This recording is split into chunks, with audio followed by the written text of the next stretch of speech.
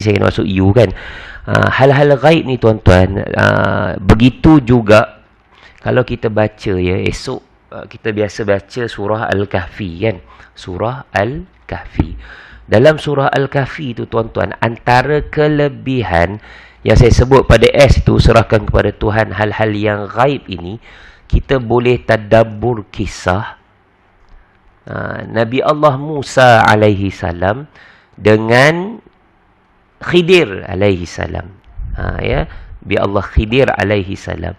Contoh tuan-tuan, suratul Kahfi mula ayat 65 dicerita tentang bagaimana tentang Nabi Musa bertemu Nabi Musa dengan pembantunya. Ada ahli tafsir kata Nabi Allah Yusha' bin Nun bertemu dengan Nabi Allah Khidir alaihi salam. Berguru dengan Nabi Allah Khidir alaihi salam. Tuan-tuan cuba tengok muka surat dalam kitab tuan-tuan 301. Muka surat 301. Ini sebagai tambahan tuan-tuan sebelum saya masuk akronim U. Muka surat 301 surah 18 suratul Kahfi. Ini sebagai tambahan tuan-tuan ya. Suratul Kahfi. Ada tuan-tuan ya. Ayat yang ke-65. Start daripada ayat 65. Ayat 65. Dan muka surat 301. Nampak tuan ya? Baik. Fawajada 'abdan min ibadina ataina rahmatan min indina wa 'allamnahu min ladunna ilma. Ilmu tu tuan-tuan, antaranya ulama tafsir menyebut, saya baca terjemahan dia ya. Lalu mereka bertemu kedua-duanya. Mereka ni siapa? Nabi Musa dan Nabi Yusha' bin Nun. Bertemu dengan seorang hamba antara hamba-hamba kami yang telah kami berikan kepadanya rahmat di sisi kami. Apa dia? Dan kami telah ajarkan kepadanya ilmu daripada kami, daripada Allah Subhanahu wa taala. Ulama menyebutkan antara ilmu yang dikurniakan kelebihan kepada Nabi Allah Khidir alaihi salam ini adalah tentang ilmu ghaib. Jadi ilmu ghaib ni antaranya apa? Perkara yang ke depan itu diberitahu, sehingga Nabi Musa alaihi salam ni banyak mempersoalkan tentang tindakan Nabi Allah Khidir alaihi salam dalam perjalanan pelayaran ilmunya bersama Nabi Allah Khidir alaihi salam. Kan tuan-tuan kalau baca ayat itu, saya tak singgunglah cerita tentang apa kisah-kisah dia. Kan ada beberapa keadaan. Dia bawa naik sampan, dia bocorkan sampan, dia bunuh anak, dia pergi satu kampung tak jamu dia, lepas tu dia betulkan dinding. Kan ada kisah tu. Sampaikan apa Nabi Musa alaihi salam, dia kata apa?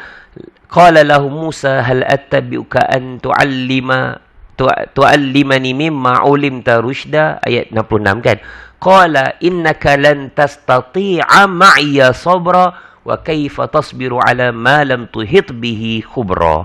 Kan dia kata, tolong ajar aku. Musa berkata, bolehkah aku ikut kamu supaya kamu ajarkan kepadaku ilmu yang benar antara ilmu yang telah diajarkan kepadamu?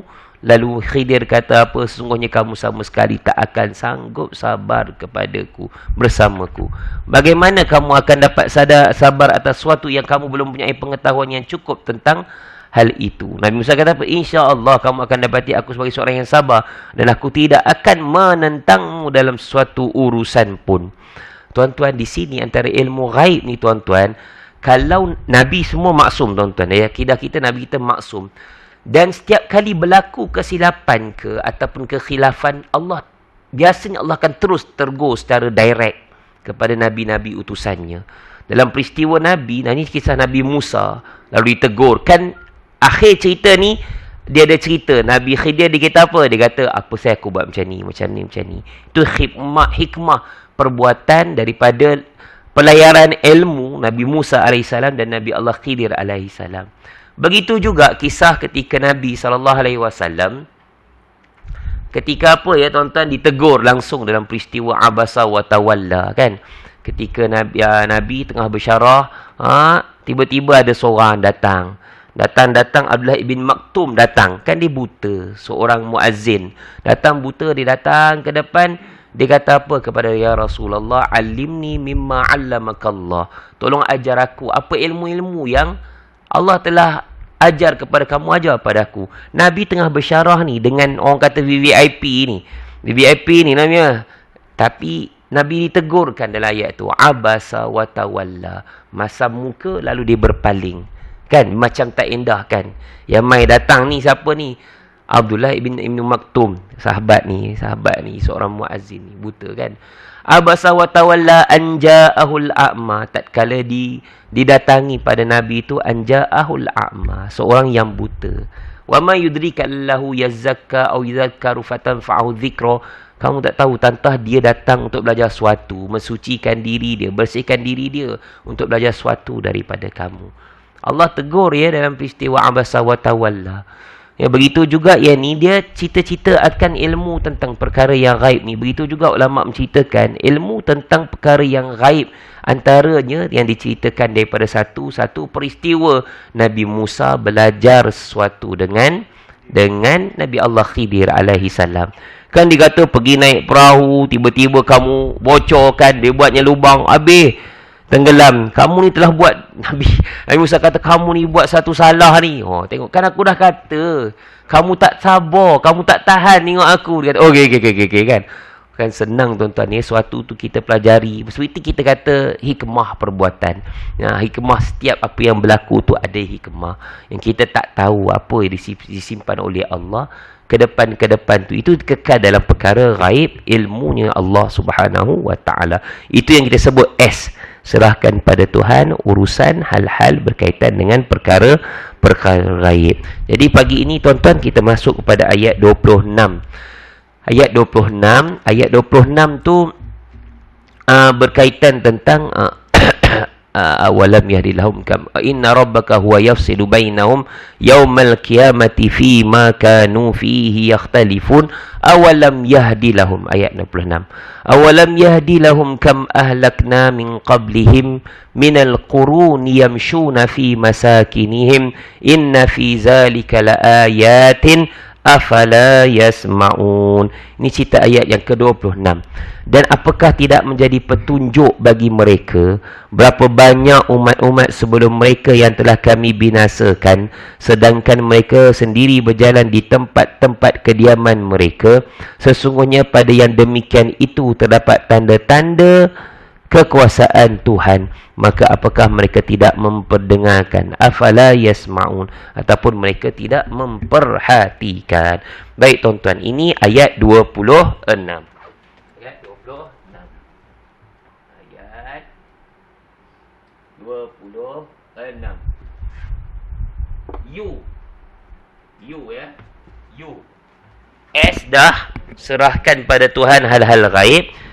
You. You usah bermusuh pada perkara khilaf.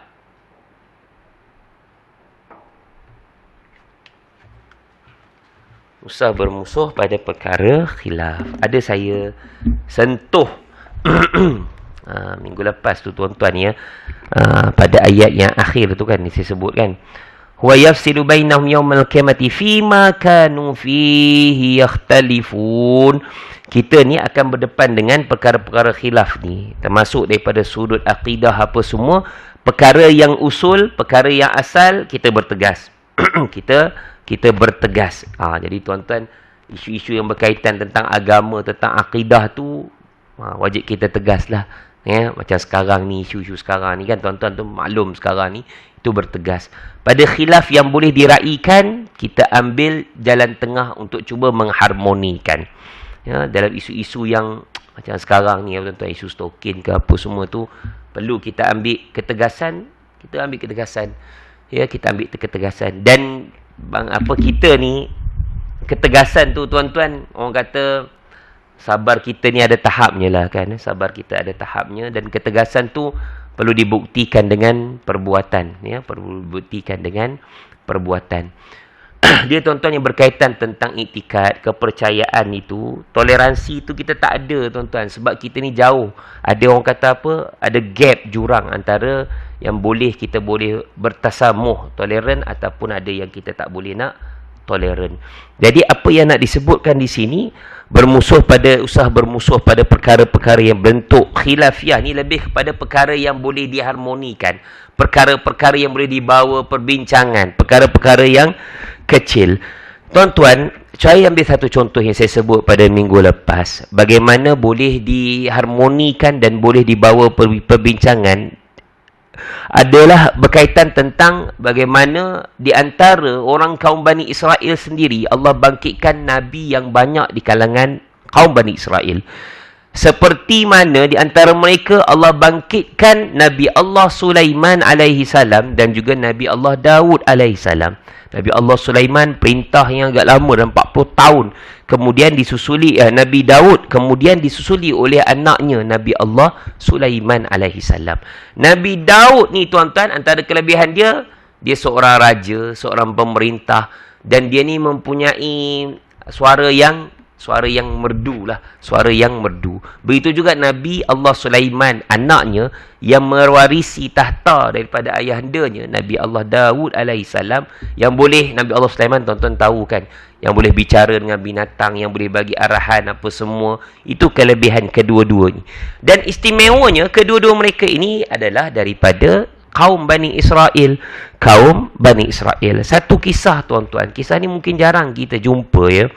Bagaimana wujud, kita kata mungkin pandangan berbeza, tapi bagaimana, yang saya nak sebut ni perkara yang boleh dibawa, perkara yang boleh dibincang lah, boleh diurus pandangan, itu istilah dia, yang boleh diurus pandangan tu kita harmonikan, akhirnya dua-dua boleh mendapat manfaat bersama. Apa istilah orang putih? Win-win situation, situasi menang-menang. Antaranya satu kisah ini tuan-tuan, kisah ni jarang kita sentuh saya rasa. Kalau kita buka surah Al-Anbiya, ini bagaimana urus pandangan dan perbezaan. Urus pandangan dan juga perbezaan. Ini dalam sudut untuk mentadbir satu keputusan. Surah Al-Anbiya ayat 78 dan juga ayat 79. Surah 21. Cerita pasal Nabi ni banyak di sini. Muka surat 325 kalau tak salah saya. 320. Okey. Surah Al-Anbiya ayat 78 79. Baik, tuan-tuan jumpa ya, muka surat 328. Surah Al-Anbiya ayat 78 79. Usah bermusuh pada perkara khilaf. Ini saya bawa contoh ni tuan-tuan ya. Surah Al-Anbiya surah 21 ayat, surah Al-Anbiya ayat 78 79. Surah Al-Anbiya. Baik, dapat tuan-tuan ya? Baik. Okey. Ayat 78 79. Okey. Wa Dawud wa Sulaiman idh yahkumana fil harthi idh nafashat fihi ghanamul qaum wa kunna lihukmihim syahidin fafahamnaha Sulaiman wa kullan atayna hukman wa ilma wa sakharna ma'a Dawud al-jibal yusabbihna wat-tayr wa kunna fa'ilin. Ini cerita tentang kelebihan Nabi Allah Daud dan juga Nabi Allah Sulaiman dalam mengurus pandangan. Ni saya sebut ni tuan, dalam mengurus pandangan dan juga perbezaan. Ya, dalam juga pengurus pandangan dan juga perbezaan. Nanti ada satu lagi tuan-tuan, dalam surah An-Naml pun ada. Ya, dalam mengurus pandangan ini walaupun berbeza si ayah dan juga si anak. Apa disebut tuan-tuan? Ayat 78. Dan ingatlah kisah Nabi Allah Daud dan Sulaiman di waktu keduanya memberi keputusan mengenai tanaman, kerana tanaman itu dirosak oleh kambing-kambing kepunyaan kaumnya, dan adalah kami menyaksikan keputusan yang diberikan mereka itu. Dua-dua keluar pandangan. Ni tuan-tuan, tak perlu bermusuh pun dalam perkara ni. Khilaf maksud saya ni apa? Perbezaan. Ya, khilaf ni saya maksud ni dah masuk perbezaan yang boleh kita harmonikan pandangan. Yang dua-dua boleh mendapat apa orang kata manfaat bersama. Apa cerita dia tuan-tuan? Maka kami telah memberikan pengertian kepada Sulaiman tentang hukum yang lebih tepat. Tentang hukum yang lebih tepat. Dan kepada masing-masing mereka telah kami berikan hikmah dan ilmu. Tengok tuan-tuan. Adakah seorang ni saling menyalahkan? Tidak. Tidak. Walaupun Allah mengatakan pandangan Nabi Allah Sulaiman itu lebih tepat. Tetapi kami tetap berikan hikmah dan ilmu dan telah kami tundukkan gunung-gunung dan burung-burung. Semuanya bertasbih bersama Daud dan kami yang melakukannya. Itu kelebihan Nabi Allah Daud alaihissalam. Dia baca kitab Zabur apa semua tuan-tuan. Boleh pula makhluk lain pun sama-sama ikut dia. Suara dia suara yang sedap, suara yang merdu. Ini tuan-tuan, daripada kisah dia, menurut riwayat daripada Sayyidina Ibnu Abbas radhiyallahu taala anhu, ada sekelompok kambing ni, dia mai masa tu pemerintahan Nabi Allah Daud alaihi salam. Dia datang, dia rosak tanaman. Dia tuan-tuan dalam bahasa Arab ni ditulis dalam ayat ni apa? Fil harfi iz nafashat. Nafashat. Nafasha. Nafasha ni iz nafashat. Nafashat.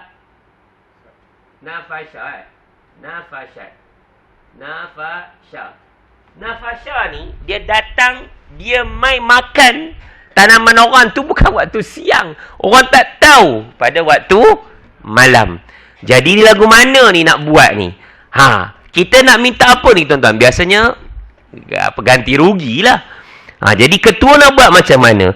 Bila datang sekelompok kambing daripada orang jiran sebelah ni, kaum mereka ni datang, dia merosak tanaman seorang yang empunya kebun ni, kan? Rosak semua, kambing itu dia makan pada waktu malam. Maka kisah itu diadukan. Orang yang punya kebun tu, dia adukanlah cerita itu kepada ketuanya, raja ketika itu ialah Nabi Allah Daud alaihi salam. Jadi, keputusan Nabi Allah Daud tu apa? Jadi, dia putuskan bahawa kalau macam ni, kena ganti rugi lah. Kena ganti rugi. Lalu dia perintahkan, siapa yang punya kambing tu? Udah. Tahulah siapa yang punya kambing tu. Silapnya apa? Nafasha. Nafasha ni apa? Dia buat tu, orang lain tu payah nak nampak sebab waktu malam dia rosakkan. Lalu dia perintahkan Nabi Allah Daud alaihissalam, dia putuskan kambing-kambing itu sebagai ganti rugi kena serah kepada empunya kebun tadi. Sebagai ganti. Dah rosak tu. Jadi kambing kamu bagi pada dia. Berapa banyak tu rugi dia, bagi sebagai ganti. Itu first. Itu perintah, orang kata hukuman yang ditetapkan oleh Nabi Allah Daud alaihi salam. Tetapi bagaimana nak urus pandangan ni tuan-tuan? Satu lagi, masa tu muda lagi, Nabi Allah Sulaiman alaihi salam. Dia, I beg to differ lah cerita orang putih ni. Kan? I beg to differ. Saya ni berbeza sedikit. Dia kata apa Nabi Allah Sulaiman alaihi salam? Dia punya pandangan lain. Dia kata apa? Supaya kambing-kambing itu diserahkan sementara kepada yang empunya tanaman tu. Dia kata boleh, orang yang punya kambing tu bagi kambing ni kepada orang yang punya tanaman yang kena rosak tadi, untuk diambil manfaatnya. Untuk diambil manfaat, maksudnya dia boleh lah nak perah susu ke apa ke semua kan, dia ambil manfaatnya. Dan orang yang empunya kambing itu kena pula ganti tanaman-tanaman itu sampai elok balik. Sampai elok balik. Dia jadi macam apa? Ni kamu dapat manfaat, kamu pun kena ganti balik tanaman-tanaman yang rosak tadi. Apabila tanaman baru itu, dah dia orang yang punya kambing tu ganti, buat balik elok, dapat diambil hasilnya, orang yang punya kambing yang asal itu boleh ambil balik kambing dia yang telah diberi sementara untuk diambil manfaat kepada orang yang punya kebun itu tadi. Nampak macam panjang tuan-tuan, tapi keputusan ini Allah puji keputusan yang dibuat oleh Nabi Allah Sulaiman alaihi salam. Itu istilah apa? Win-win situation. Kan? Orang tu sementara dia dapat, kamu ganti balik. Okey, kamu pun nanti dapat juga manfaatnya yang lain. Dua-dua pihak dapat kelebihan dan juga manfaat. Tak adalah kalau ini macam rugi je kan. Dia bagi terus. Bagi terus, kamu ganti sebab kamu dah buat ni. Bukan dia tahu pun, bukan dia sengaja pun. Sebab kambing dia tu pergi bukan atas kehendak dia. Bukan atas kehendak dia. Di sini tuan-tuan, cara mengurus perbezaan pada sudut pandangan. Ulama tafsir juga mensyarahkan macam mana tuan-tuan. Adakah ini menunjukkan salah keputusan pertama yang dibuat oleh Nabi Allah Daud alaihissalam? Tuan-tuan, bagaimana keputusan dia? Bukankah berdasarkan wahyu? Betul tak? Timbul soalan itu. Ulama menyebutkan keputusan pertama itu dinasahkan, dimansuhkan dengan suatu yang baru yang diambil berdasarkan keputusan pandangan yang dilontarkan oleh Nabi Allah Sulaiman alaihi salam. Yang kedua, ulama sebut benda tu adalah satu macam saya sebut tadi. Adakah yang kata itu salah? Tidak, sebab keputusan itu macam kita kata sudut hukum lah. Ada hukum yang awal macam ni, kemudian dimansuhkan, dinasahkan, datang hukum yang baru. Begitu juga keputusan itu diambil manfaat dan juga sebagai ilmu dan hikmah. Seperti yang ayat kita bacakan tadi, Nabi Daud pun dapat satu yang manfaat daripada lontaran idea oleh anaknya Nabi Allah Sulaiman alaihi salam. Itu cara urus pandangan tuan-tuan. Cara urus pandangan yang boleh kita lontarkan atas urusan khilaf yang kata bukanlah khilaf yang orang kata-kata yang lebih bersifat usul, ataupun ini lebih kepada khilaf-khilaf yang bersifat, istilah bahasa Arabnya apa, istilah yang bersifat furu' lah.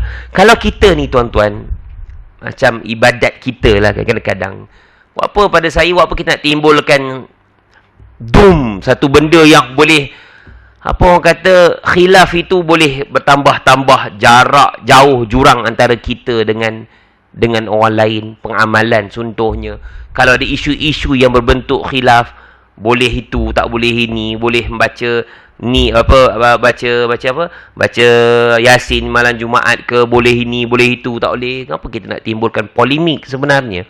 Ya, tuan-tuan nampak kan? Tak, mengapa kita nak timbulkan polemik? Ya, ada orang kata ni boleh, ni kata tak boleh. Kalau kita berlapang dada tuan-tuan, boleh. Dan jangan pula kita provoke pula, kita timbulkan sesuatu yang boleh kata sana boleh buat, sini boleh buat, ini boleh buat, sini boleh buat, jadi timbul polemik. Nanti orang awam jadi penin tuan-tuan. Nanti orang awam jadi penin. Saya pernah masa sini kuliah sini kan, saya baca hadis tentang peha itu aurat kan. Saya pernah ada orang jumpa saya tuan-tuan, saya kata mazhab Syafi'i kata peha itu aurat. Mungkin pada mazhab lain dia tak kira peha itu aurat. Tuan-tuan bayangkan kalau saya secara umum saya kata sudut ilmu saya boleh bagi tahu peha ni aurat, mazhab ni, mazhab ni, mazhab ni. Tiba nanti ada orang kata kan, tu orang main bola tu elok je kan, dia siap. Tuan-tuan, sampai ada timbul tuan-tuan jumpa saya, Ustaz, kita jangan kecilkan skop, kita besarkan skop, cikgu. Dia kata apa? Dia kata kalau Ustaz biasa mix dengan foreigner apa tuan-tuan, dia akan kata apa? Tengok tu, semayang, dia rokok semua kan. Nampak kepala lutut dia kata. Kan? Dia pakai slow, bukan slow seteng. Slow yang kata nampak pendek, sampai dia kata nampak. Mana kata yang aurat? Tengok tuan. Kalau kita nak kata macam mana lah, nak timbulkan polemik tu, dia akan jadi, apa orang kata, akan jadi pening kepada masyarakat awam untuk praktiskan. Kita tuan-tuan, kalau kita lah tanya saya, tanya tuan-tuan, kita nak bagi tahu dalil setiap-setiap satu tu pun kita tak tahu. Kita tak sampai pun pada peringkat mujtahid sekalipun untuk kita betul-betul memikirkan, tidur mereka tu memikirkan macam mana, macam ni, macam ni, macam ni. Imam Syafi'i tidur dia tu dia memikirkan masalah-masalah tu untuk dirungkaikan masalah, pendapat dia macam ni. Itu nama dia ijtihad. Kita tak mampu tuan-tuan. Ustaz-ustaz kita tak mampu. Sebab itu ulama-ulama kita ni, kita dari sudut autoriti ni, kita ada yang fatwanya, apanya. Sebab itu mazhab orang awam ni, mazhab Syafi'i ni, itu apa? Autoriti tu yang tetapkan. Tang sini kamu ikut yang ni, tang sini kamu ikut praktik yang ni, tang sini kamu ni. Kita pun tak tahu maknanya kan. Kita muamalah ni mazhab apa ni, kita pun tak tahu. Sebab tu kita ikut praktik yang yang di-approve, verify oleh authority kita. Sebab kita tak mampu mengeluarkan istinbat hukum macam tu. Jadi pada saya tuan-tuan, tak perlu bermusuhan berlapang dada. Dan jangan memaksakan orang wajib ikut kitanya. Nian kata, kamu salah kata. Kami pun boleh bertasamuh. Maksudnya boleh toleran, boleh toleransi tentang isu-isu yang boleh kita bersama. Apa Ustaz Abdul Samad kata apa? Jarak jurang besar kita ni tuan-tuan, dari sudut akidah itu lain dengan sudut ibadat yang kita rasa surut, yang kita kata apa? Yang boleh kita berlapang dada, khilaf yang boleh kita raikan bersama. Jadi tuan-tuan, mana yang boleh kita satukan, kita boleh kumpulkan, kita boleh bersetuju, Allah kita sembah Tuhan yang sama. Kan? Sudut akidah, sudut kepentingan kepercayaan kita boleh bersatu tentang situ. Kenapa yang benda-benda macam ini kita boleh timbulkan, kan? Oleh ni tak boleh selawat. Kenapa kita nak timbulkan macam tu? Lah ni sehari dua ni tuan-tuan timbul pula kata, apa benda kamu apa selawat solat tarawih jangan solat la ilaha illallah. 2-3 hari ni antara ustaz-ustaz pun timbul macam tu tuan-tuan. Aduh, penin. Sebab dia kata tak ada makna. Tuan-tuan, kalau ngaji bahasa Arab, solatul tarawih jami'atan rahimakumullah, solatul la ilaha illallah. Tuan-tuan, tengok zahir memang tak ada makna, tuan-tuan.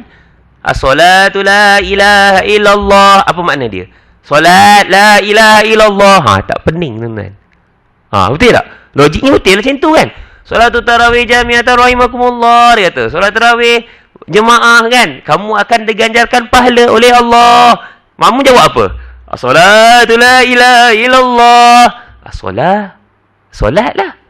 La ilaha illallah. La ilaha illallah. Dah dia kata, apa benda solat la ilaha illallah ni? Tengok tuan-tuan. Banyak. Kadang-kadang banyaklah. Ada yang kata, Allah jadi macam tu. Yalah. Ada yang kata tu, dia mungkin dalam masyarakat tu kan ada takdirnya. Macam kita lah kadang-kadang Melayu ni ada ni saya sebut pandangan tuan-tuan. Ada yang kata kan tak perlu kita nak sebut. Ada benda perkara kadang-kadang kita sebut tu banyak yang dipotong ringkas, tak disebutkan ayat propernya pun ada. Contoh kecemasan contohnya, tak ada kita sebut apa jauh dari api tu tak ada. Kita menjerit je api. Kita pun direct kita tahu apa nak buat. Nampak benda menyusuh apa tu, ular kita kata jauh daripada ular itu, kata itu. Tak ada. Banyak benda yang kadang tu. Sama juga kadang-kadang solatul jami'ah adalah takdirnya. Yang ulama dulu disebut apa? Sebenarnya nak sebut apa? As-solatu lillah, kan? Solat itu untuk Allah. La ilaha illallah wahdahu la syarikalah. Ataupun di surah apa? Aqimus solah. Kalau ikut baris dia. As-solah tu apa? Kalau baris depan macam mana? Kalau baris tu kita baca as-solat la ilaha illallah. Macam dulu kan orang bising. Kan lepas zikir tu apa orang sebut? Astaghfirullahalazim, allazi la ilaha illa huwal hayyul qayyum ke? Huwal hayyul qayyum kan? Baris kan? Allah, orang kata atas, orang kata bawah.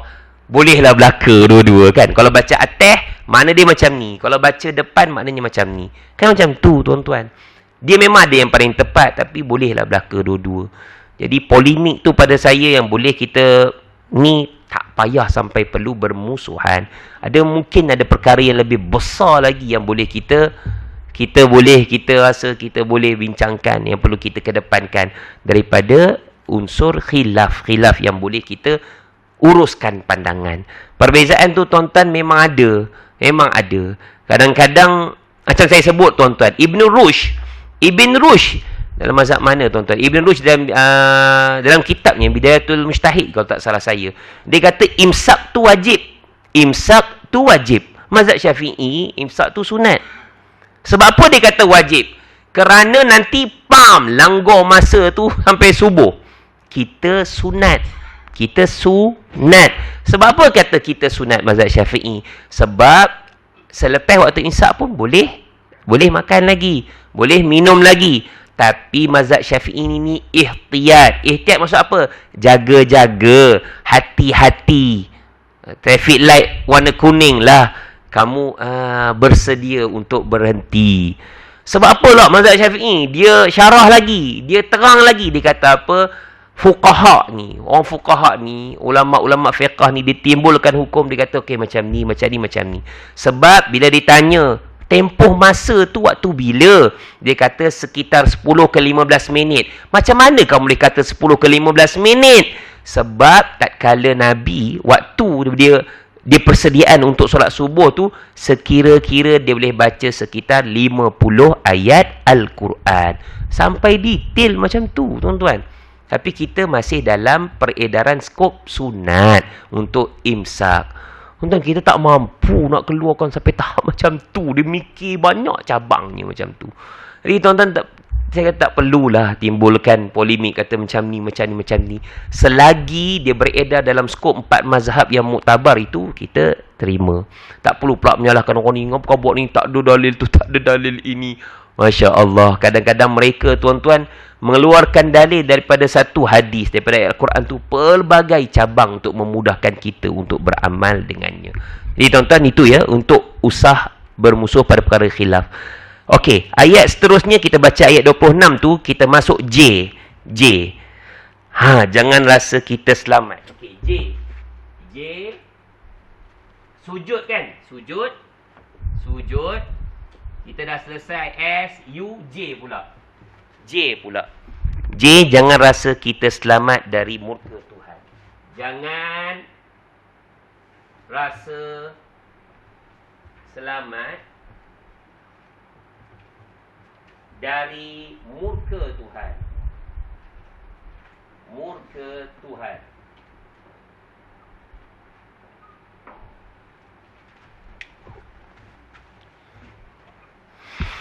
Jangan rasa selamat dari murka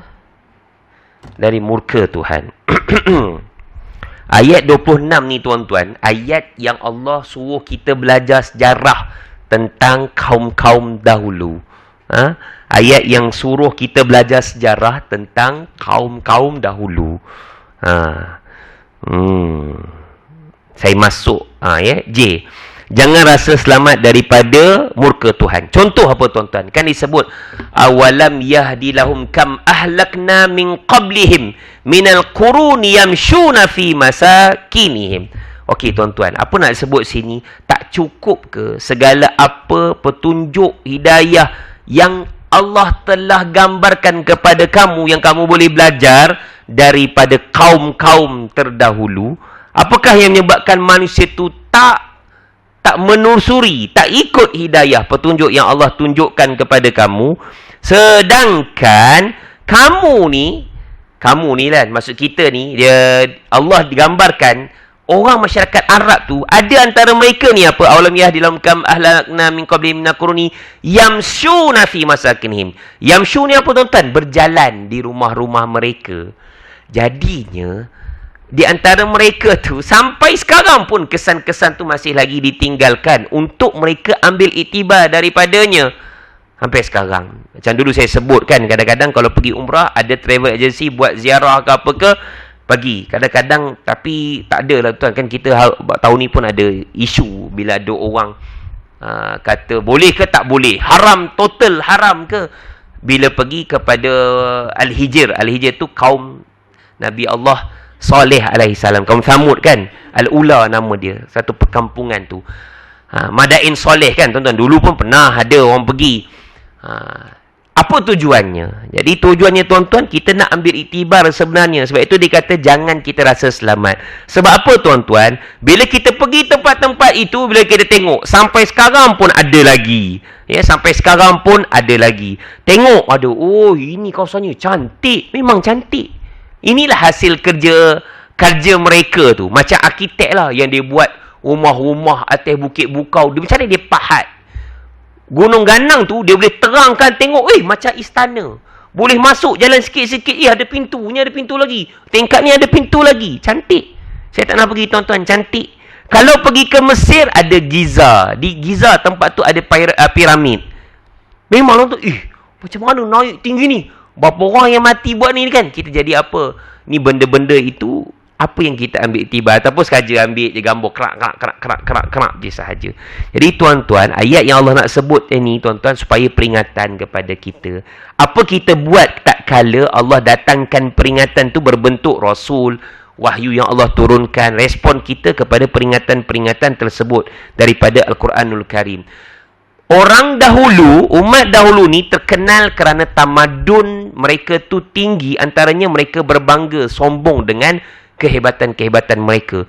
Kaum Ad Nabi Allah Hud alaihissalam, kaum Samud Nabi Allah Saleh alaihissalam.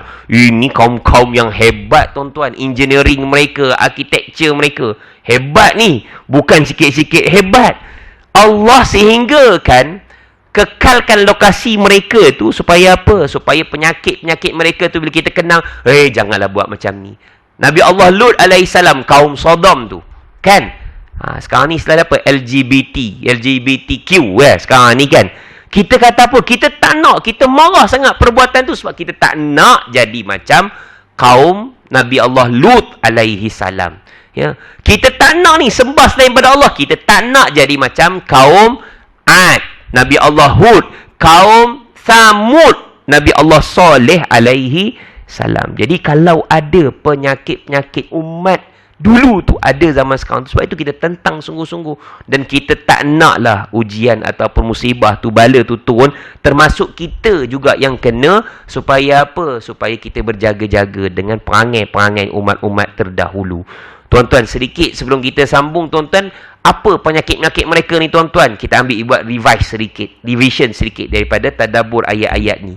Kalau tuan-tuan tengok Nabi Musa alaihissalam, macam saya sebutlah tuan-tuan, ketika berdepan dengan Fir'aun, kita selalu sebut berkaitan tentangnya, dan tentang peristiwa Nabi Musa, Bani Israel. Tuan-tuan kan, kita tahu dalam suratul Baqarah pun ada bagaimana ada yang antara mereka ni dia hidupkan anak umpan, dibunuh anak laki, apa semua Bani Israel dengan sombong takabur mereka. Bagaimana pula dengan kaum-kaum Nabi Allah Saleh alaihissalam, kaum Nabi Allah Hud, iaitu kaum Ad. Tuan-tuan, kalau kita baca dalam juzuk Amma pun ada cerita tentang mereka, walaupun sedikit. Kalau tuan-tuan kita rujuk surah Al-A'raf, surah Al-Anbiya, banyak berceritakan tentang perangai-perangai mereka. Contoh saya ambil satu. Sementara kita nak tunggu sampai habis ni, saya ambil satu. Kalau sempat saya bawa dua contoh tuan-tuan. Kalau kita rujuk berkaitan tentang kisah kaum Nabi Allah Saleh alaihissalam, kaum Samud, cuba kita buka surah Al-A'raf ayat 73. Surah Al-A'raf ayat 73. Muka surat 159. 159. Ini biasa skripnya, cerita mereka ni sama ada Nabi Saleh, Nabi Hud, cerita perintah dia sampaikan ajaran ni, sembah Allah, tinggalkan perkara yang mensyirikkan Allah. Benda yang sama je. Okey, 159 ayat 73 bawah sini. Wa ila thamud akhahum salihah qala ya qaumi i'budullah ma lakum min ilahin ghairuh qad ja'atkum bayyinatun min rabbikum. Tengok tuan-tuan, dia dah mula masuk cerita dia. Dan kami telah mengutus kepada kaum Samud saudara mereka Saleh. Tengok, diutuskan Nabi tu di antara mereka. Mereka dah kenal tuan-tuan. Mereka dah kenal. Dia kata apa? Ya qaumi i'budullah. Kaum Ad pun cerita yang sama tuan-tuan. Kaum Ad pun cerita yang sama. Wahai kaumku, sembahlah Allah. Sama sekali tidak ada Tuhan bagimu selainnya. Benda yang sama. Ini yang generalnya perintah dia, supaya sembah Allah dan jangan kamu syirikkannya dengan sesuatu. Sesungguhnya telah datang bukti yang nyata kepadamu daripada Tuhanmu. Apa dia? Unta betina itu menjadi tanda bagimu. Mereka tanya, okey, tunjukkan apa mukjizat kamu, Tuhan kamu boleh berikan. Tuan-tuan, yang mereka minta, dia kata apa? Cuba keluarkan daripada batu tu unta. Tengok tuan-tuan, macam tak logik minta-mintanya demo ni. Cuba keluarkan daripada batu besar tu unta. Apa Nabi Allah Saleh kata apa? Hazihi naqatullah ilakum ayah. Fadharuha ta'kul fi ardillah wala tamassuha bisu'in fayakhudhakum azabun alim. Dia kata apa? Ini kau minta ni, unta betina ni menjadi tanda. Syarat dia apa? Biarkan dia makan di bumi ni. Jangan kamu ganggu. Dengan ganggu apa pun. Kerananya kamu, kalau kamu ganggu, kamu akan ditimpa siksaan yang pedih. Tuan-tuan, itu dia meminta. Lalu, Nabi Allah Saleh minta kepada Tuhan. Lalu dimakbulkan permintaan. Keluar unta betina. Tapi syarat, jangan ganggu dia. Mereka ada agreement, tuan-tuan. Agreement lah. Hari sehari, unta je minum dalam telaga tu. Esok, boleh kamu ambil minum. Lusa, patah balik. Sehari, ikut giliran lah. Unta. Esok, koma. Lusa, unta tu balik. Jangan ganggu. Jangan ganggu. Tapi mereka, tuan-tuan, mereka ingkar perjanjian tu. Dah minta, beri. Kemudian, jangan ganggu. Tengok unta tu sedap, makan, minum, elok, apa semua. Tak boleh ni. Dalam tafsir Al-Azhar dia cerita, tuan-tuan, sampai mereka ni kata, ada antara demo ni mabuk. Habis dah air, minum tonggang arak apa semua. Sampai dia kata, mana nak ambil air lagi? Orang lain kata apa? Hai ni tak boleh. Hai ni giliran unta je minum. Peduli apa unta? Dia mau pergi ambil, tuan-tuan. Kemudian mereka takut, mereka pula timbul antara mereka tu cadangan untuk, alang-alang kita bunuh je Nabi Saleh alaihi salam. Padahal antara mereka tu, mereka tahu, kenal Nabi Allah Saleh alaihi salam tu. Sebab itu, tuan-tuan, rencana tu bukan seorang dua punya rencana. Nanti saya bawakan ayat yang mengatakan rencana tu bukan seorang. Walaupun highlightkan tu mungkin seorang. Qudar bin Salif. Dalam kitab tafsir tersebut kan. Rencana tu mungkin seorang. Tetapi yang buat tu termasuk Allah keji perbuatan mereka kerana membunuh unta tersebut. Kerana membunuh. Sebab apa, tuan-tuan? Kalau kepalanya seorang, mesti ikut sama yang bersengkokol dengan dia. Yang bersubahat menjayakan perbuatan untuk membunuh unta tersebut. Jadi sama sekali, tuan-tuan. Sebab itu cerita tentang Nabi Allah Saleh alaihi salam. Tengok apa dia kata lagi. Ayat 74. Ingatlah waktu Tuhan menjadikan kamu pengganti berkuasa sudah kaum Ad. Kamu dirikan istana-istana di tanahnya yang datar dan kamu pahat gunungnya. Ayat 74 kan. Untuk dijadikan rumah. Tuan-tuan bayangkan. Dia boleh pahatkan tu macam jadi istana di bukit-bukit tu. Diterangkan mereka, tuan-tuan. Maka ingatlah nikmat Allah. Jangan kamu maharaja lela di muka bumi ini. Membuat kerosakan. Yang mereka, ketua-ketua mereka tu sombong di antara kaumnya. Lalu mereka berkata. Dia kata apa? Tahukah kamu Saleh diutus menjadi Rasul oleh Tuhannya? Mereka menjawab, sungguhnya kami beriman kepada wahyu yang Saleh diutuskan untuk menyampaikannya. Orang yang sombong itu berkata apa? Sungguhnya kami adalah orang tak percaya atas apa yang kamu imani. Kemudian mereka sembelih unta tersebut. Tengok, tuan-tuan. Ayat tu dia tulis apa? Fa'aqarun naqata. Fa'aqarun naqata. Fa'aqarun naqata. Fa'aqarun. Ini ni, tuan-tuan, jamak. Dalam bahasa Arab ni, itu kata jamak. Perbuatan fi'il tu datang dengan jamak. Jamak tu ramai. Fa'aqarun naqata. Ayat apa tadi? 77 kan? Kemudian mereka menyembelih unta betina itu dan mereka berlaku angkuh terhadap perintah Tuhan. Mereka berkata, hai Saleh, datangkan apa yang kamu ancamkan itu kepada kami jika betul kamu termasuk orang-orang yang diutus Allah. Kerana itu, ayat 78 kata apa? Fa'akhazathumur rajafah. Ketika kerana itu mereka ditimpakan gempa, maka jadilah mereka mayat-mayat yang bergelimpangan di tempat tinggal mereka. Maka Saleh meninggalkan mereka seraya berkata, wahai kaumku, sungguhnya aku telah menyampaikan amanat Tuhanku, aku telah memberikan nasihat, tetapi kamu tidak menyukai orang-orang yang memberi nasihat. Tengok bawah tu, tuan-tuan, kisah Nabi Allah Lut ayat 80 pun sama. Apa dia? Nabi Allah Lut kata apa? Atattunal fahisyah ma sabaqakum biha min ahadim minal alamin. Kami telah mengutuskan Lut kepada kaumnya. Ingatlah tak kala dia berkata, mengapa kamu buat perbuatan yang fahishah, perbuatan yang buruk itu, yang belum pernah dikerjakan seorang pun di dunia ini sebelummu. Sesungguhnya kamu mendatangi laki untuk melepaskan nafsu kepada mereka, bukan kepada wanita. Malahan kamu ini di kalangan kaum-kaum yang melampaui batas. Tengok tuan-tuan, itu belajar daripada kisah umat terdahulu. Jangan berlaku sombong. Apa yang berlaku kepada kaum Nabi Allah Saleh alaihi salam? Kan dia kata, ayat tadi dia kata apa? Ha, Saleh, mana yang kamu ancam kata Tuhan kamu nak hantar pada kami tu? Ha, tengok tuan-tuan. Mereka boleh pula kata macam tu. Mana dia? Mana dia? Tuan-tuan cuba buka surah Hud. Surah Hud. Tengok tuan-tuan, surah Hud tapi ada cerita pula Nabi Allah Saleh alaihi salam. Surah Hud ini adalah surah yang ke-11. 11. Surah Hud, surah yang ke-11. Baik. Ayat daripada ayat. Daripada ayat.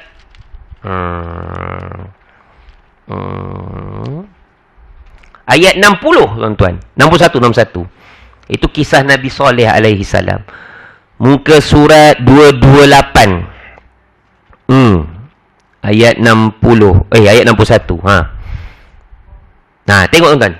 Dialog yang sama. Wa ila thamud akhahum salihah. Sama tak macam tadi? Sama. Qala ya qaumi i'budullah ma lakum min ilahin ghairuh. Tengok, sama tuan-tuan. Sama. Jadi benda-benda itu bendanya yang sama. Tuan-tuan tengok muka surat sebelah. Muka surat 227. 227 ayat 50. 227 ayat 50. Cerita Nabi Allah Hud pun sama. Ayat 50. Wa ila adin akhahum huda. Kan sama? Dia beza. Tadi wa ila thamuda akhahum salihah. Dia beza lain tuan-tuan ya. Kalau Nabi Hud dia kata apa? Dan kepada kaum Ad kami utus saudara mereka. Itu di kalangan mereka. Mereka kenal sangat. Apa ayatnya? Qala ya qaumi i'budullah ma lakum min ilahin ghairuh. Wahai kaumku, sembahlah Allah. Sama sekali tidak ada Tuhan selain daripadanya. Tengok tuan-tuan ya. Benda sama. Kemudian pada ayat yang kita kembali tadi, ayat 61. Sama. Qala ya qaumi ibudullah ma lakum min ilahin ghairuh. Juga diingatkan, huwa ansha'akum minal ardi wasta'marakum fiha fastaghfiruh summa tubu ilaihi inna rabbi qaribun mujib. Qalu ya Saleh. Oh, dia membalas balik ayat 62. Dia kata apa? Ya Saleh, wahai Saleh, sungguhnya kamu adalah seorang di antara kami yang kami harapkan. Apakah kamu larang kami untuk sembah apa yang disembah oleh bapa-bapa kami? Sungguhnya kami betul dalam keraguan mengisahkan terhadap apa yang kamu serukan kepada kami. Muka surat sebelah. Apa kata Nabi Saleh pula? 229. Muka surat 229. Wahai kaummu, wahai kaumku, bagaimana fikiranmu jika aku mempunyai bukti yang nyata daripada Tuhanmu, diberikannya aku rahmat kenabian, maka siapakah yang akan tolong aku daripada azab Allah jika aku mendurhakainya, jika aku menderhakanya? Sebab itu kamu tidak menambah apa pun kepadaku selain daripada kerugian. Ni dia sebut tadi apa? Ayat 64. Ya qaumi hazi naqatullahi lakum ayah. Tengok tuan-tuan, ini dah mula dah. Wahai kaumku, inilah unta betina daripada Allah sebagai mukjizat yang menunjukkan kebenaran untukmu. Ayah fazaruha. Ini dia kata ni, yang dikatakan ayat yang kita bacakan surah Al-A'raf sebelum ini. Jangan kacau dia, biarkanlah dia makan di bumi Allah ini. Fadharuha ta'kul fi ardillah wala tamassuha bisu'in fayakhudhakum azabun qarib. Kalau kamu buat sesuatu dia, ganggu dia, kamu akan ditimpa azab yang dekat. Lagi sekali tuan-tuan, fa'aqaruha. Dia bukan seorang-seorang, mereka tuan-tuan kan. Itu dalam sirah jamak. Itu dalam lafaz bentuk jamak. Fa'aqaruha. Faqala. Tengok. Mereka bunuh. Maka berkata Saleh, faqala tamatta'u. Tamatta'u ni tuan-tuan, bila ada tambah waw ni dan alif, itu dalam unsur jamak. Dia kata apa? Oh, tak apa. Senang lenanglah kamu. Sukarialah kamu. Tamatta'u fi darikum thalathata ayyam. Kan ayat A'raf tadi kata, mana? Apa kamu boleh buat ni?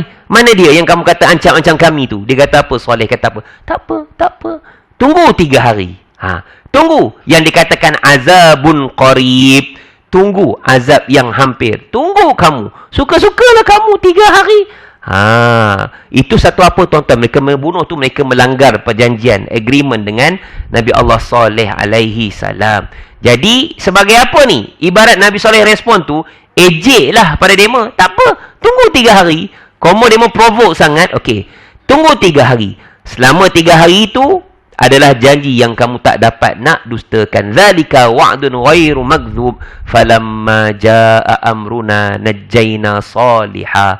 Maka tatkala datang azab kami selamatkan Saleh beserta orang-orang yang beriman bersama dengan dia dengan rahmat, dan kami selamatkan dari kehinaan di harinya itu. Sungguhnya Tuhanlah dia yang maha kuat. Dan satu suara, ayat 67, wa akhadhal ladzina zalamu sayhah, dan satu suara keras yang boom menimpa orang-orang yang zalim itu, lalu mereka mati bergelimpangan di rumahnya, seolah-olah mereka belum pernah berdiam, seolah-olah mereka ni macam tak pernah kena pun dengan bunyi macam itu, ya. Sehingga kenapa tuan-tuan? Rata je mereka tu. Kediaman mereka tu macam tak ada apa-apa. Mereka tu rata je mati mereka tu. Ada satu lagi pendapat tuan-tuan. Mereka kata bunyi tu sehingga menyebabkan genggendang telinga tu pecah, keluar terburai isi perut mereka. Ya. Dengan sebab mereka melanggar perjanjian dengan Nabi Allah Saleh alaihi salam. Di tempat itu, sungguhnya kaum Thamud mengingkari Tuhan mereka. Ingatlah kebinasaan bagi kaum Thamud. Tuan-tuan, mereka tu diberi masa 3 hari. Hari pertama, muka dia dah berubah dah, color. Hari kedua, daripada merah keluar jadi kuning. Hari kedua. Kemudian hari ketiga dah mula jadi hitam. Kemudian tibanya azab bentuk gempa dan bunyi suara yang kuat tadi. Itu kisah Nabi Allah Saleh alaihi salam. Satu lagi tuan-tuan, dalam surah first, hari pertama, muka dia berubah jadi kuning. Kemudian jadi merah. Kemudian jadi hitam. Kemudian dia kena gempa tadi. Satu lagi tuan-tuan, sedikit surah Syu'ara. Surah Syu'ara. Surah Syu'ara. Surah Syu'ara, surah yang ke surah yang ke-26. 300 tu surah 36. 370. Okey. Ayat yang ke-141 kot. 141. Ya, betul. 373. 373. 373. Ni kisah panjang lah. Tapi ayatnya pendek-pendek.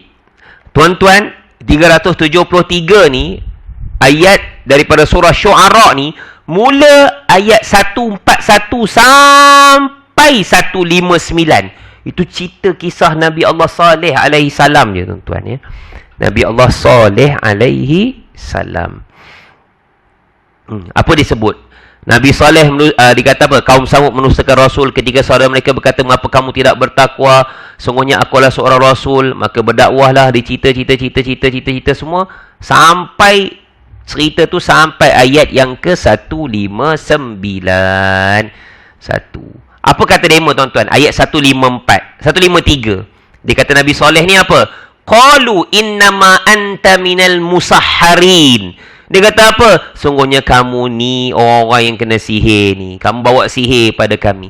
Kamu tidak lain melainkan seorang manusia kepada kami, seperti kami. Maka datanglah sesuatu mukjizat jika kamu benar termasuk orang-orang yang benar. Tengok dia minta tuan-tuan, dia minta. Kalau Nabi Saleh menjawab ayat 155, ini seekor unta betina, ia mempunyai giliran untuk kamu mendapatkan air. Ayat 155 kan. Dia kata apa? Dia. Qala hadhi naqatul laha syirbun walakum syirbun yaumi ma'lum. Ada hari untuk dia minum, ada hari untuk kamu minum. Janganlah kamu sentuh unta ini dengan sesuatu yang kejahatan, menyebabkan kamu akan ditimpa oleh azab yang besar. Kemudian mereka membunuhnya, lalu mereka menyangka menyesal, maka mereka ditimpa azab. Sungguhnya pada demikian itu benar-benar terdapat bukti yang nyata. Tuan-tuan, dalam surah yang biasa kita baca, surah Asy-Syams, surah Asy-Syams. Surah Asy-Syams. Satu lagi ya. Surah Asy-Syams. Ni cerita ni. Surah Asy-Syams. Surah Asy-Syams pada ayat yang ke wasyamsi waduhaha wal qamari idza talaha wan nahari idza jallaha wal laili idza yaghshaha was samai wama banaha wal ardi wama tahaha wa nafsi wama sawwaha. Ayat yang ke-11 surah Asy-Syams. Ayat 11 surah Asy-Syams. Ni. Ayat 11 surah Asy-Syams. Muka surat 595. 595. Okey. Ayat dia. Kazzabat Samudu bitagwaha idzim ba'atha ashqaha faqala lahum Rasulullahi naqatallahi wa suqiyaha fakazzabuhu fa'aqaruha fadamdama alaihim rabbuhum bidzambihim fasawwaha wala yakhafu uqbaha. Ini disebutnya tadi ayat 11, kaum Samud mendustakan rasulnya kerana mereka melampaui batas ketika bangkit orang yang paling celaka antara mereka. Ini yang disebut dalam kitab tafsir. Seorang ni ibarat macam ketua mereka lah, namanya Qudar bin Salih. Qudar bin Salih.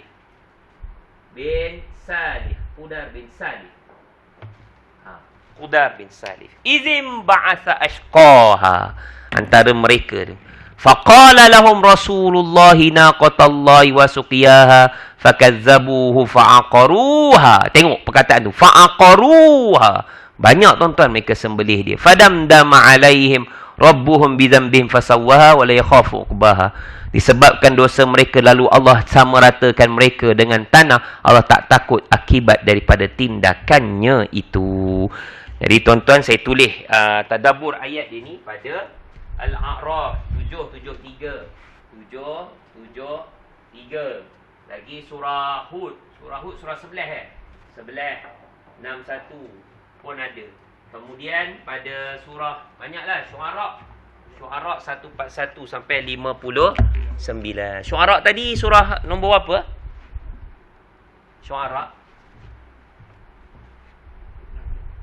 26 ya. 26 141 sampai 159. Surah Asy-Syams berapa?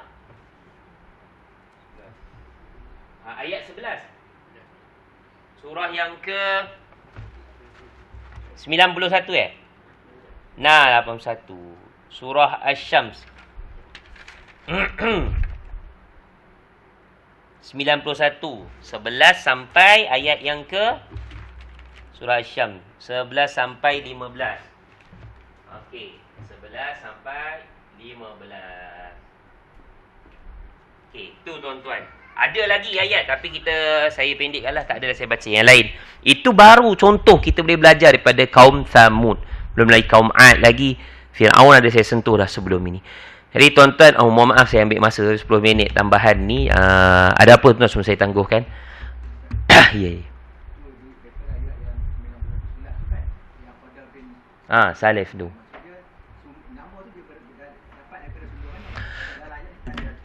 Memang nama tu tak ada. Itu dalam riwayat saya tengok sini. Kalau dalam tu, nama-nama yang disebutkan tu ada dalam, saya sebut, ada dalam riwayat, nanti saya bacakan. Dia sebenarnya ada dalam satu ayat yang lain. 9 orang. 9 orang dalam surah An-Namlu. Ketua dia yang bersengkokol sekali dengan Qudar bin Salif itu. Dalam kitab-kitab tafsir ada disebutkan. Nama-nama dia. Dalam surah An-Namlu tuan-tuan. Surah An-Namlu ayat 48. Dah ditanya nanti kita tengok. Dan surah An-Namlu ayat 48. Juga ceritakan benda yang sama. Surah An-Namlu ayat yang ke-48. Surah An-Namlu, surah semut 377. Yang saya katakan yang ramai-ramai itu, antaranya Qudar bin Salif. Dan kitab tafsir ada sebutkan nama dia.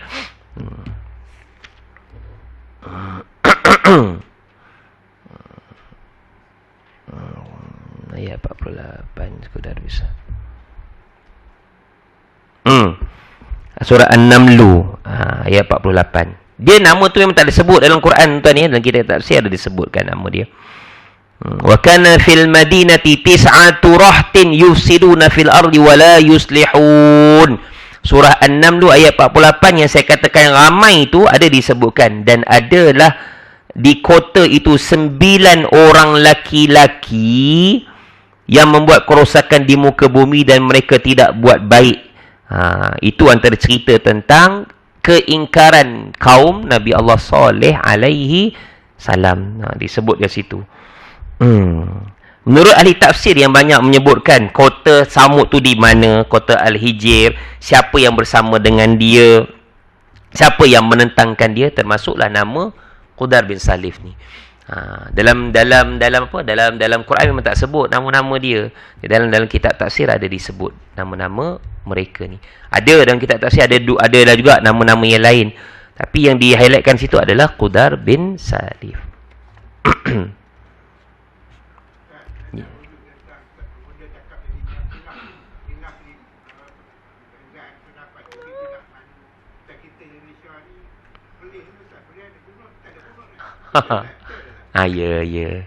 Ya, betul. Dia tuan-tuan baru ni, saya rasa bukan di Perlis je, di Ipoh ni pun ada. Yang macam praktik macam di sana. Tapi apa yang cakap ya, bukan yang kita semua lah, bukan yang kita semua buat macam tu. Dia apa tuan-tuan, dalam kerangka yang dibenarkan dalam 4 mazhab tu kita terimalah. Ya, dalam kerangka tu kita terima. Tuan-tuan, ahli sunnah wal jamaah ni pun termasuklah 4 dalam kerangka mazhab tu dibenarkan. Mereka buat tu pun betul, yang kita buat tu pun betul. Yang permasalahannya bila nak urus pandangan ni, jangan sampai kita blame seorang mengatakan seolah yang kita buat ni tak betul. Mereka saja yang betul. Sebab itu kita mengurus pandangan tu.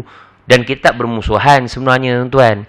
Jangan pula menyalahkan, kata kamu ni salah buat. Itu yang jadi gap tu makin lama makin meluas tau. Contohnya katakan, kamu buat ni, kamu ni salah ni.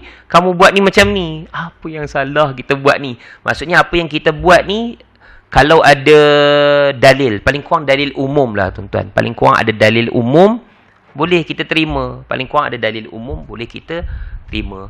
Dan satu lagi yang saya selalu sebut tu, jangan timbulkan polemik kalau benda tu nanti akan merugikan, istilah dia merugikan kepada orang awam. Kalau praktik mereka tu macam tu, jangan memaksa orang mengikut apa yang mereka tu buat. Contoh, kalau tak ada dalil ya, tak ada dalil khusus tentang benda-benda macam tu, ada dalil umum, boleh kita buat. Boleh kita buat. Baca Al-Quran sekian ayat. Kan? Ada tak dalil umum suruh kita baca Quran? Boleh. Bacalah Al-Quran. Ya, bacalah Al-Quran. Selagi benda tu ada sandaran dia, dan kita kebanyakannya melainkan. Kalau jelas itu salah, autoriti agama pun kata macam ni, ya. Sebab tu kita ni ikut je tuan kan. Ikut autoriti agama yang kita percaya. Mereka ni mengambil tugas untuk banyak memudahkan kita mengikut macam ni. Orang kata kamu buat jual beli tak ikut mazhab Syafi'i ke apa-apa ke tuan-tuan. Kita pun tak boleh nak jawab. Aku pun tak tahu punya aku bayar ni tak ikut mazhab Syafi'i. Aku buat ni tak ikut mazhab Syafi'i. Sebab apa? Kita anggap benda dah diselesaikan oleh orang-orang otoriti yang mengambil peranan tanggungjawab itu untuk memudahkan kita beramal sebenarnya. Ya, beramal sebenarnya. Jadi tak perlulah pada saya tu yang lebih membahaya tu permusuhan itu. Permusuhan tu. Selagi boleh mengurus pandangan tu dalam kerangka yang boleh kita toleransi, ambillah. Ambillah. Perlis ni tuan-tuan, saya pernah duduk di sana. Dan saya pernah pun tak semualah saya kata. Ada tengah-tengah tempat tu ada je kunut apa semua. Tapi mungkinlah ada yang kebanyakannya tak ada. Ramai lah kadang-kadang orang pergi Kuala Perlis nak pergi Langkawi ke apa-apa semua kan. Mungkin ada lah, tak tahu. Sahabat saya ada ni fatwa kat sana. Ada di habis.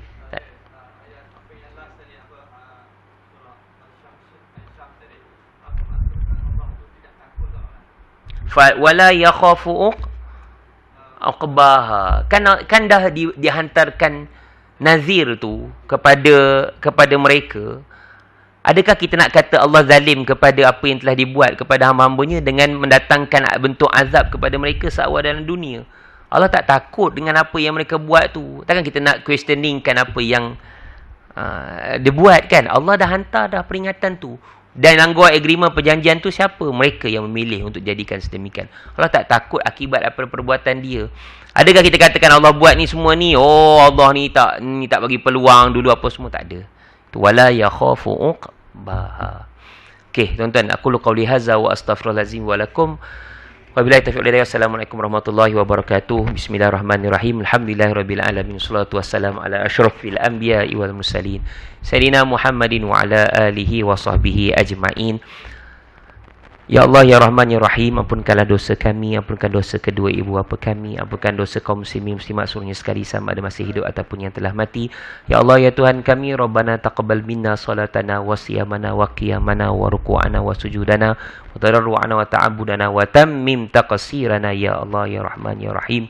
Ya Allah, Ya Tuhan kami, berilah kesembuhan kepada Cik Fatimah binti Osman supaya Allah sembuhkan sakit mata yang dialaminya, untuk memudahkan dia mengaji dan dapat membaca kitab-Mu, Ya Allah, pagi dan petang, supaya dapat memberi syafaat kepadamu dan memberi syafaat kepadanya, dapat menemani dia di hari yaumil akhirat kelak nanti. Ya Allah, Ya Tuhan kami, semoga kami dapat beramal dengan apa yang kami pelajari. Mudah-mudahan ia juga memberi syafaat kepada kami, memberatkan timbangan kami daripada kebaikan di akhirat kelak nanti. Rabbana atina fid dunya hasanah wa fil akhirati hasanah wa qina adzabannar. Wa sallallahu ala Muhammadin wa ala alihi washabihi wasallam. Alhamdulillahirabbil alamin. Tasbih kafarah suratil asri.